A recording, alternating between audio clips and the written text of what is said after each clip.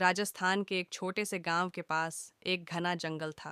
उस जंगल के बीचों बीच एक बहुत पुरानी गुफा थी, जिसे लोग भूतिया गुफा कहते थे। गांव में हर कोई उस गुफा से डरता था, क्योंकि रात को वहां से अजीब अजीब चीखें सुनाई देती। कभी औरत के रोने की आवाज आती, तो कभी आदमी की हंसने की। कहते थे कि जो भी उस गुफा में गया वो कभी लौट कर वापस नहीं आया। गांव के नौजवान अक्सर जिज्ञासा में गुफा के पास जाते, लेकिन अंदर जाने की हिम्मत किसी की नहीं होती। एक दिन गांव का एक लालची आदमी हरिराम वहां जाने की ठान बैठा।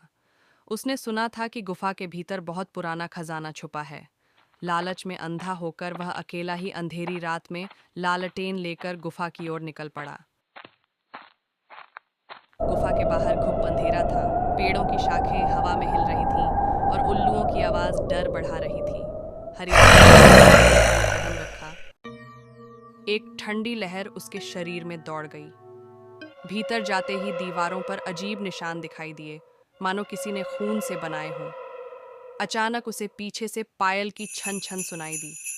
वह मुड़ा, लेकिन वहां कोई नहीं था। भूतनी ने फुसफुसाकर कहा, यह गुफा लालचियों का मकबरा है। जो भी यहाँ खजाना खोजने आता है, वो यहीं हमेशा के लिए कैद हो जाता है।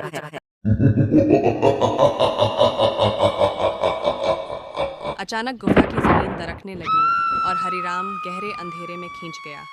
उसकी चीख जंगल में गूंजती रही और फिर सब कुछ शांत हो गया। अगली सुबह गांव वाले गुफा के बाहर पहुंचे। उन्होंने सिर्फ हरिराम की टूटी हुई लालटेन पाई, लेकिन उसका कोई निशान नहीं मिला। लोगों ने समझ लिया कि गुफा सचमुच शापित है।